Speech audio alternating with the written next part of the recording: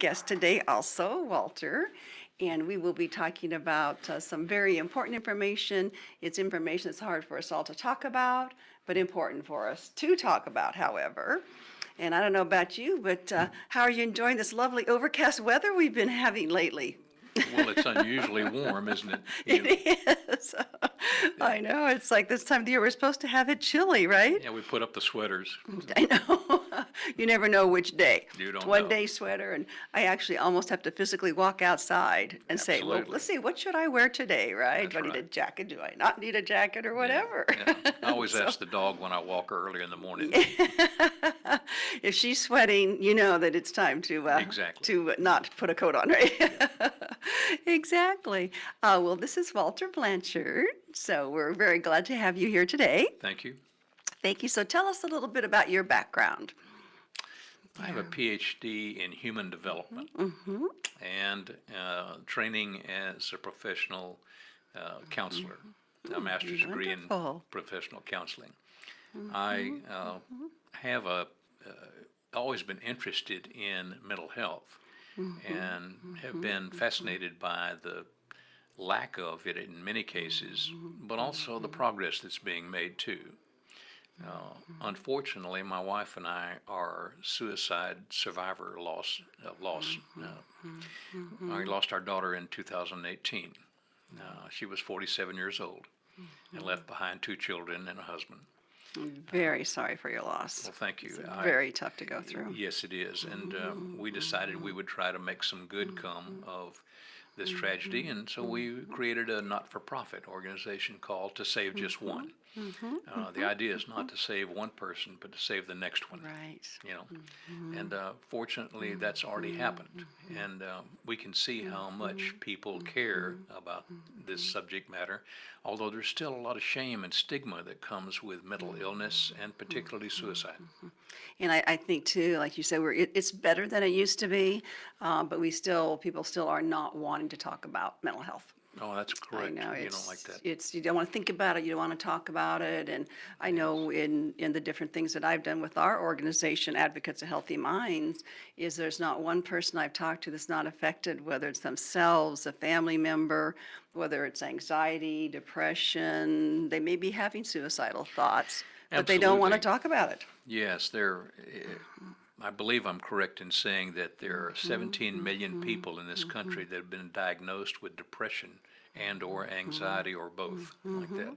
That doesn't mean they're all candidates for suicide, but it does mean that they could use help in overcoming those issues and coping with the things of life that disturb everyone. And yet, most people that have Right. depression don't even consider taking their lives. No, that's exactly right. And a lot of times too, I think they well, this is just part of something I'm going through in life. And thank goodness some of them do get counseling, which is fine. And like you said, probably majority with counseling for whatever they're going through is basically what they need and all they need as such. And that doesn't mean they've even thought about taking their lives by suicide. Absolutely. Of course, there are a couple of groups that are particularly vulnerable. Youth from the age of 10 to 24, suicide is the second leading cause of death. And older white men often find themselves divorced, lost their job, lost their identity, Right. unsure of the future. They have a habit of taking their lives more than most people like that. It's unfortunate, and they're often prideful too. Right. Don't want to ask for help. I'm okay, they say. I'm fine, like that. But I think it's just almost similar to people who've had too much to drink. When you see them get their car keys, Right, I'm fine to drive. you say, "How are I'm you?" really They say, not, "I'm fine," yeah. but they're not, of course, like that. And that's up to us as friends to say, no, you're not, and you will not drive, and you will give me your keys now, period. I You agree know, with that. and with everything that I have helped with and advocated for and so on for the last 10 years through our organization, is that exactly kind of what I've done a few times, actually, is that you need help, and I am taking you now. Yes. And sometimes that's what you have to do because otherwise they won't. And later, of course, they thanked me profusely that, boy, I was in a bad place, and I don't know what I would have done if you hadn't done that, That's right. that kind of thing. And so, Exactly. with our loved ones, sometimes we have to do that. Or, I mean, these have been friends, and I've been helping veterans and our police officers and our all of our first responders and our youth, in many capacities. And right. that's, what I've explained to them. And, there are free places that people can get counseling also. Correct. Because you definitely should not be able to get help just because maybe you can't afford it. And that's another thing that I advocate for, too. And that's so important. So if you can't afford to get counseling, call into the station. Go to our website, advocatesofhealthyminds.org. Our phone number's on there. I would be happy to help you with that. Exactly. So, I happen to be a professor at the University of Houston downtown, and wonderful. we have 15,000 students there. I find that most of my students are not aware that as a part of their tuition, they've actually paid for the ability to have mental health counseling. I think they're entitled to 5 or 6 sessions for free. Most of them don't know that. So we're not putting the word out strongly enough like that. Right, so more education on that probably in some capacity too. Well, I've invited the No. counselors to my classes, to come and talk about what they can do. Right. And then after they leave, I ask the students, give me a show of hands about people that knew that you could do this. And most people don't raise their hands. So, At all. And so that's, like you said, and I think all the schools have that. Let me ask you this, the location where people come to do the counseling, is it easy? Because most people like to be anonymous, of course. It is Is it easy. easy to get to where it's not, you don't have to walk through the place where people are working out or anything yeah, like there's that? there's no or bright lights or anything that says, hey, Ding, ding, you're coming in to see I'm somebody. ill here and I need help. No, they don't do that. It's very subtle. But of course, people sometimes throw off signals to their loved ones and co-workers, co-students. They Right. say things that are make you think, make you worry. They say, "Gee, I failed that test. I'm going to fail the semester. Life's not worth living." And someone hears that, they say, "You're not really serious, are you?" Almost always, that person will say, "I'm not really serious," but in fact, they're having suicidal ideation. They're thinking about it. If it comes out loud, Yes. they are having it. And so to be a real friend, someone needs to say, I'm going to stay with you, I'm going to go with you, and I'm going to make sure you get some help. And I don't have to be there to listen, but I care about you. This is I will important. walk in with you. I will sit there. I will wait till you get in to see that counselor. Absolutely. And That's right. and another thing I highly recommend too is if when they do see that counselor, if there's anywhere that counselor would share with how can I help my friend, because the counseling session's wonderful, and I highly recommend counseling and repetitive. I mean, it's not just a one-time visit either That's necessarily. correct. I mean, one time would be great, just to get someone in, but then to have that friend, well, how do I handle this and how do I handle that? And what can I do? You know, Evelyn, last year in Harris County, there were 515 suicides. That is in 2018. I don't have the numbers for 2019 yet. But for every person that died by suicide, there are 25 more that attempted suicide. And those people probably Right. didn't really want to die, but they were reaching out, in the only way they knew how to end the psychic pain that they go through. That's part of it. yeah. My daughter did not signal to anybody that she considered the possibility of suicide. We miss her terribly and wish that we had Sure you do. recognized, even the signals, if they were there. We just missed it. The whole family missed it like that. So we want to be super vigilant, if we see that again. And luckily we have seen that and have intervened like that. It's important. Absolutely. And I know because of my experience and some things that I've been through, too, I know exactly what you're saying, too, that it is important to watch for those signals or whatever. And I know sometimes it's different with adults than it would be with students, that type of thing. There's a special woman that I've met that her daughter took her life by suicide when she was 16, and she's been on our show actually before. And hers was bullying on social media. Yes. which was a tough one too. And, they were trying to help her and, that type of thing. But it's tough to know what to do also and how serious is this person. But one thing I have found with anyone, just like you said, if even someone says, hey, I failed that test, I'm going to fail the semester, man, I don't think life is worth living, take it seriously. The Exactly. alternative is much worse. Absolutely. Not to worry yourself sick over it, but see what kind of help that you can go ahead and get them and say, hey, I know that's frustrating. And I can, I'm sure I can understand how you're feeling. I felt like that before myself because I don't know about you, but I didn't get good grades on every single test I took in college. I Oh, know gee, I think I did. pretty good, but yeah. I'm kidding. And so we've all been there. And I know when I talk to students about preventing suicide, one thing I try to stress to them is this is just such a little piece. This is just such a short little piece in your life, and there's so much more life to live after you get out of college. I mean, what would be the worst scenario? Hey, you flunk out of college. Okay, go get a different job. Yeah, you're The right. alternative of taking your life is so much worse. Yes, you might become a It's like millionaire or something. yeah, like that. exactly. I mean, look at Start the your own people that, business. yeah, that's right. There's always alternatives, so, and that's what, Exactly. like, as you said, that's what we're really trying to bring forward today is there are choices. There are other choices that you can possibly do also. People who have suicidal ideation paint themselves into a corner. That they think that the only solution is, perhaps death. In fact, there are always alternatives, but that's only Right. apparent to us, but not to Right. them.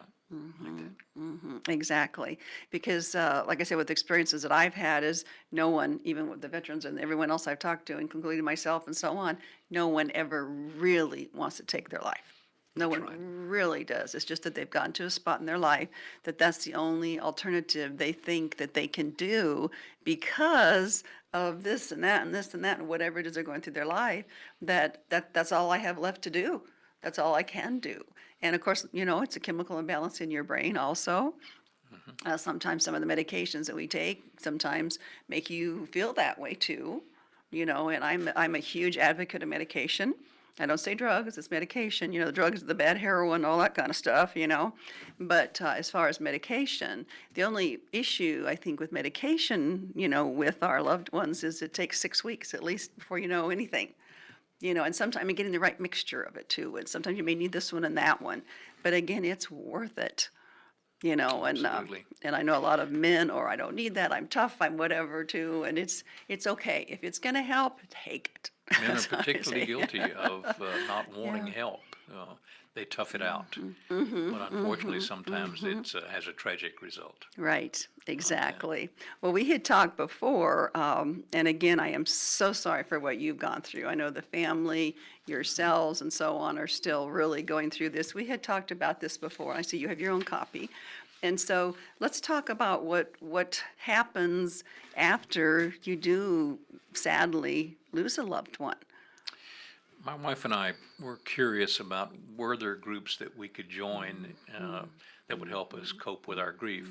And we did join at our church a grief group that lasted every Sunday afternoon for 4 weeks. Unfortunately, we were the only people in the room that had lost a loved one by suicide. Everybody else had died from natural causes or an accident or something. And we felt awkward in that room. Then we learned that there were groups around Houston that met called SOS groups or Survivors of Suicide. There are actually about 9 groups around Houston. Of course, with millions of people living in Houston, that doesn't seem like Right. many. On any given night, not more than 100 people would be meeting. We attended an SOS group, and we determined that we were going to attend every time it met.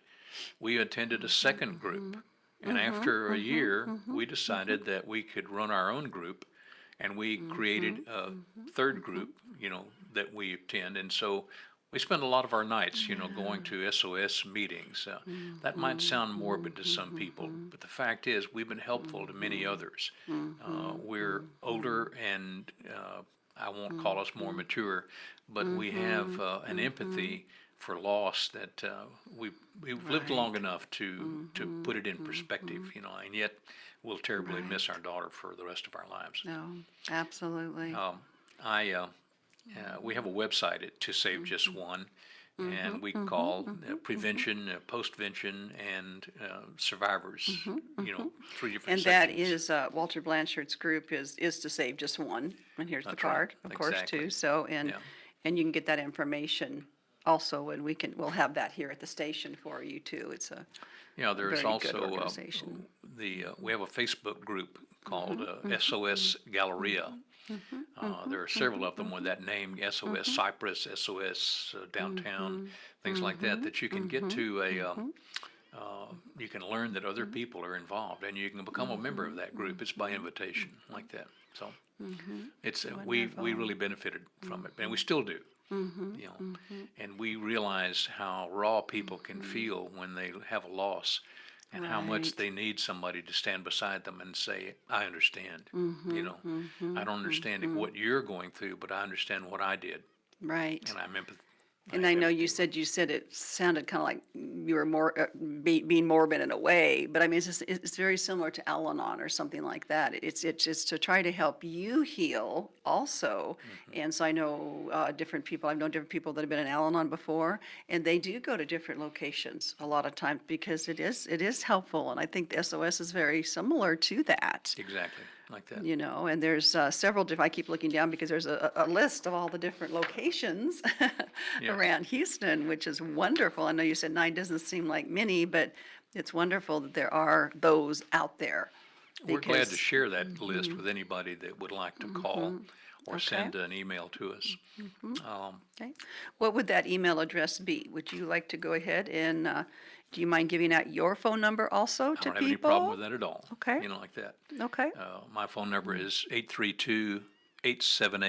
832-878-3768. and that's Walter Blanchard. And Yes. your, And my email is Walter Blanchard, all one word, @msn.com. And I'll try to Wonderful. respond as soon as I can. and your website? Is tosavejustone.org. You can usually find it by www.tosavejustone.org. Wonderful, And wonderful. might find some interesting things there. In fact, I just posted a blog on the website, and if you would allow me to, I'd like to read it. Absolutely, please do. I 'Cause titled this blog "The Aftermath," and here's what I said. The playwright Robert Anderson once wrote, "Death ends a life, but not a relationship, which struggles on in the survivor's mind towards some resolution that may never come." Every personal loss of a loved one is profound, particularly so if it is a sudden occurrence. Blindsided by tragedy, few people can absorb the blow without stumbling. For so many, grief becomes a constant companion. And for survivors of suicide, the sorrow may never completely end, even if it does diminish. Well-meaning friends sometimes say awkward things. He's in a better place. As far as I'm concerned, his place is here. At least she is no longer in pain. That may be true, but we could have helped if we'd have known.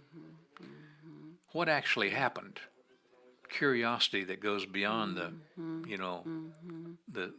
expression of sympathy. Right, Better to have said, "I know you must miss him terribly," or "She was your gift to the world," or "I will never forget her," or perhaps "He was such a fine man." Perhaps the most difficult situation for the lost survivor is the silence. Friends and family, thinking that bringing up the subject of suicide would cause unnecessary pain, avoid talking about the loss. In truth, many, if not most, loss survivors need to talk about their experience. Not being able to talk about their thoughts and feelings compounds their emptiness and grief. This is the essence of survivors of suicide groups, where people with similar experience gather to tell their stories. While mental health professionals, clergy, and others may be compassionate and sympathetic, many have no direct experience with suicide. They may even possess an inherent bias toward those who take their lives, and by extension, project that bias onto lost survivors. that's very good, and I will definitely be going to your website myself, and I assume you're going to continue your blog? Yes. which is wonderful that you're doing that, because that's important to, not only for yourself, for other people. Because I know our audience, there's possibly thousands of people out there that are going through exactly what you've been through. It could be immediate, it could be a few years ago, whatever. But they're going through it right now, and this will be very helpful to them too, you know. There's a statistic that's always been fascinating to me. That is that for every person who took their life by suicide, there are 25 more who've attempted suicide. Unfortunately, those people often don't tell anyone what they tried to do, whether they used a weapon or poison of some Right. kind or some other method.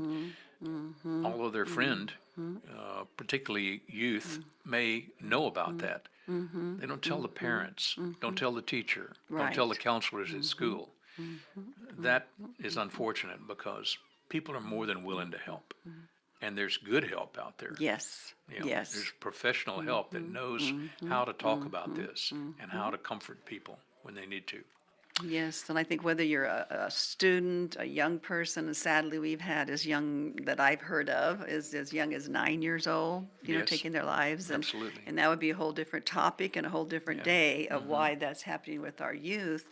But whether it's adults or teens or college students or whatever, is that there is help out there, and people do want to help. If you go to someone and say, "Hey, I'm going through a tough time," they will be there for you. I Absolutely. think a lot of it's embarrassment maybe, or well, I feel so bad I don't want to bother someone or anything like that. Because the one thing that I definitely want to say is that if you do not think you will be missed, here's a gentleman right here that's telling you the opposite. Yeah. And I can tell you so many other people that when they did lose a person by suicide, then, the hours and hours of things that you thought about that you could be doing or whatever. And I know your daughter had children and a husband, and I'm sure they miss them greatly too, and Yes. all of those things. But I think we also definitely need to realize, and like you said, we talked about prior to the show starting, was there weren't that many signs or weren't signs as such. Yes. But, depression is definitely a chemical imbalance Yes. too, and people need to understand that. I still have people that say, "Oh, well, guys, just cheer up, or just go get more sun, or go exercise more, or do whatever," and that's great. Pray about it, whatever. Those are all really good things. Absolutely. But sometimes it takes more than that. It does, and I remember you said something a minute ago about people don't want to bother one another. My attitude is, please bother me. Yes. I want to be bothered. Yeah, Well, I've even posted on social media, if you need someone to talk to, here's my number. And I've even put out my own personal number, just like you did. yes, it's not a That problem shows at all. how much we care about each We other. do care. That's right. And whether it's even people that I may just know casually or I don't even know. If they call me, I know no matter what their situation is, there's someone out there that's going to miss them, that loves them, may not even know what they're going through. And sometimes it's easier to tell a stranger or a counselor or someone what you're going through than your own family. Or sometimes Absolutely. you feel like they're not listening, they're not hearing me. I'm basically saying, "Hey, I'm hello, somebody pay attention. I'm not myself." Well, a parent can feel denial about that. Surely their child can be ill. Right. Not this lovely young lady or young man. He's just going through a stage, or he's acting out, or he's a cry for attention. That may be all true, but it may be deeper and more profound than they think. Right, Like that. right. And I think everyone should, not to an extreme, because it may not be that they've even thought about suicide, Yes. but open your eyes and just look at it, just in case. Because what I've seen happen in the last few years is those children or whoever that are saying that they're serious usually. Or they Exactly. may say it nonchalantly, but that's what is, if it didn't come out, they're not, because usually if they say it, they're thinking about it in some capacity, and it can be stopped. It can be helped. This is called suicidal ideation, and it's considering the possibility of suicide. It's not necessarily a plan. It doesn't have the means necessary to do Right. that. They may not even have thought about how yet, Yes, but you want to stop but- that before they can but get to that. the thought comes to the Yes. mind, and in fact, from those professionals that I know, they tell Right. me that most of us, at one time or another, have had a setback in life that's caused us to consider that possibility. But it's a fleeting thought. Right. It goes away, and we say, "What was I thinking?" You know. I would share one thing with you that I haven't already, and that is I did something that most of my friends would have never expected me to do. On my daughter's birthday, I got a tattoo. Awesome. And does it have her picture, a Well, heart, it's a on my, special memory? On my shoulder, I have her initials and a red heart and the word forever under it. Wonderful. Okay, did that really hurt? It didn't hurt. Not that bad. Oh, you must have had a good tattoo artist, right? I did. I did. But he told me Yeah. something interesting. He said that 40% of all the tattoos that he applies to people, both men and women, are in memorial to people that they've lost. We That's care. interesting. People care. They want to be there for other people, Right. and they will be, Absolutely. but they have to recognize the signs. Yeah, because the thing I always constantly say is we cannot read each other's minds. You know, and sometimes that's a good thing. Well, frankly, I failed the But- mind reading test myself, so That's right, exactly. But when, you know, like I said, if anyone even has a little inkling of something like that, pay attention, true, talk to true. them, whatever you Yes. need to do. Well, we have a couple minutes left here, but I would love to have you go over the SOS locations in Houston. I will do that. So, Thank you. and those are the places where you can go for getting help with the grief that you're experiencing. Yes. So, Most of these groups meet 2 times a month. okay. On the same night, either the first and third, Monday, Tuesday, Thursday, whatever. Our group is called SOS Galleria. We meet at Unity Church, which is at the intersection or close to the intersection of Voss and Westheimer. We have a Woodlands group that meets in the Methodist Church there on the Woodlands Drive in the Woodlands. We have a group in Kingwood that meets at the United Methodist Church.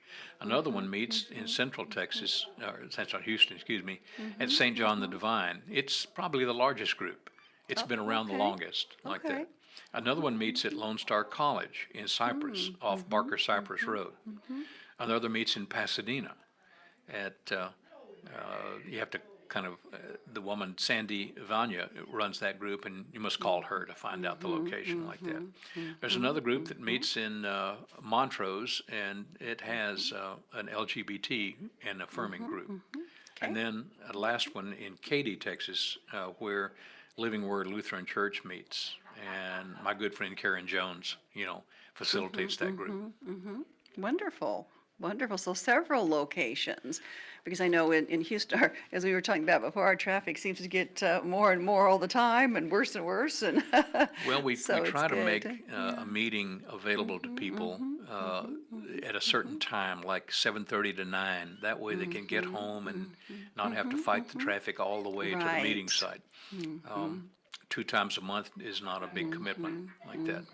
We also have a desire to branch out and to provide a group which is on our radar right now in Sugar Land and one up in northwest Houston off 249. Any number of groups would be appropriate with all the people that live in Houston. Right. If the statistic that says that every person that loses their life by suicide affects directly 5 or 6 different people, then there might be as many as 3,000 people that are directly affected, and scores more of coworkers, friends, neighbors that might be Right. affected. They're all eligible to come because they've suffered a loss too. And what we try to do, of course, is make that open to anyone And some people come a couple of times, some people come sporadically, some people come every time. We're frequent visitors because we Right. know what it means to do that. Right. So if we could put together enough groups around Houston to meet what we think is a greater need, then we will have accomplished part of what our goal was. Yeah, and which is wonderful, and I think too that now that you attend more groups yourself, because you see what help it can give to other people. And the first thing I'd like to do is say thank you so much for what you're doing. I know it has not been easy because you've been grieving yourself from such a tragedy that you've had in your life. And so again, thank you for doing what you're doing. And so those of you in Sugar Land, Richmond, Rosenberg, any of that area, please, I'm going to give your phone number one more time. If Okay. you are interested in a support group, I know in Fort Bend County, unfortunately, we have had several suicides just in the last year. People that took their lives by suicide. So again, this is Walter Blanchard. His mobile phone number is 832-878-3768. And it's to savejustone.org is the website. And so please do give him a call, and I'm sure that he would be happy to get one started in Sugar Land. That's So correct. again, thank you again so much, Walter, for coming. Thank you for coming. Yeah, And thank you for the invitation. I yeah, appreciate it. absolutely. You're welcome. And thank you for what you're doing at UH. And there's a lot of students there that I'm sure you're helping too. Hope so. So our time is up for today. So thank you again, everyone, for tuning into Advocates of Healthy Minds and advocating for healthy minds with Evelyn. And today, Walter Blanchard. See y'all. Thank you.